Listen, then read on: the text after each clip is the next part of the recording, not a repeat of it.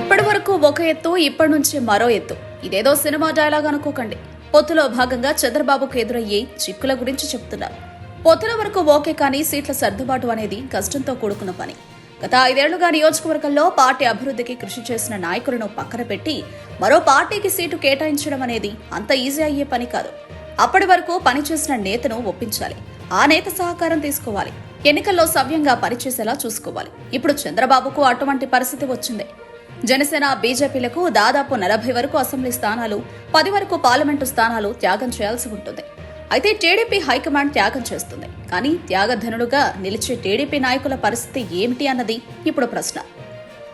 తెలుగుదేశం పార్టీలో సిట్టింగ్ ఎమ్మెల్యేలందరికీ టికెట్లు కేటాయిస్తామని చంద్రబాబు ఏనాడో ప్రకటించారు. ఇప్పుడు ఆ 2 పార్టీలకు సర్దుబాటు చేయాల్సి ఉండడంతో గతంలో తాను చేసిన ప్రకటనను వెనక్కి తీసుకోవాల్సి వస్తోంది. దీంతో సిట్టింగ్ ఎమ్మెల్యేలు కసబుస్సులాడుతున్నారు. తమ స్థానాలను తమకు కాకుండా వేరే పార్టీలకు కేటాయిస్తే తమ ప్రతాపం చూపిస్తామని హెచ్చరిస్తున్నారు. రాజమండ్రి రూరల్ ఎమ్మెల్యే గోరంట్ల బుచ్చయ్య చౌదరి కూడా ఇదే మాదిరిగా హెచ్చరిక చేశారు. గత ఎన్నికల్లో రాజమండ్రి సీటు నుంచి ఆయన రూరల్ కు మారారు. రూరల్ నియోజకవర్గాల్లో పార్టీని అభివృద్ధి చేసుకున్నారు.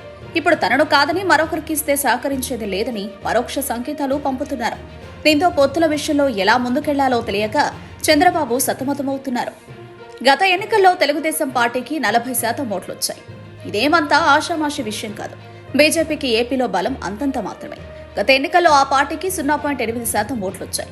జనసేనకు సైతం 10% లోపు ఓట్లు లభించాయి. ప్రస్తుతం జగన్ సర్కార్పై విపరీతమైన ప్రజా అభిమానం ఉంది. దీంతో ఆ పార్టీ గ్రాఫ్ 50% వరకు ఓటు బ్యాంకుతో భీకరంగా ఉంది. ఇటువంటి సమయంలో టీడీపీకి పొత్తుల ద్వారానే ఆ ఓట్లు తోడైతే సునాయాస విజయం దక్కే అవకాశం ఉంది. కానీ ప్రభుత్వ వ్యతిరేక ఓటు చీలిపోతే వైసీపీ గట్టెక్కుతుందని టీడీపీ భయపడుతోంది. అందుకే అటు జనసేన, ఇటు బీజేపీతో పొత్తు పెట్టుకోవాలని భావిస్తోంది. కానీ టీడీపీ అనివార్య పరిస్థితిని చూసిన ఆ 2 పార్టీలు సీట్ల విషయంలో డిమాండ్ చేస్తున్నాయి. దీంతో సీట్ల సర్దుబాటు విషయంలో ఎలా ముందుకెళ్లాలో తెలియడం లేదు చంద్రబాబుకు. ప్రస్తుతం పొత్తులో భాగంగా కోల్పోనున్న నియోజకవర్గాల టీడీపీ నేతలతో చంద్రబాబు నేరుగా మాట్లాడుతున్నారు. బుజ్జగింపులకు దిగుతున్నారు. టికెట్ రాలేదని ఎవరూ నిరుత్సాహపడొద్దని చెప్తున్నారు. పార్టీని నమ్ముకున్న నేతలకు ఖచ్చితంగా గుర్తింపు ఉంటుందని చెప్పుకొస్తున్నారు.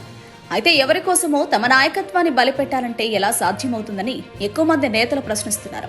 గత 5 ఏళ్లుగా ఎన్నో రకాల ఇబ్బందులు పడి పార్టీని నిలబెట్టామని, ఇప్పుడు ఎవరి పల్లకి మోయలేమని అధినేతకు తేల్చి చెప్తున్నారు.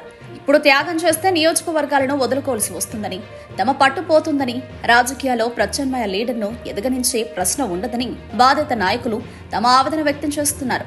చంద్రబాబు ఎన్ని రకాలుగా చెప్పినా క్షేత్రస్థాయిలో క్యాడర్ సైతం పనిచేసే అవకాశం ఉండదని కూడా తెలుస్తోంది. పొత్తుల ముందు టీడీపీకి, చంద్రబాబుకు ఇది ఇబ్బందికర పరిణామమే.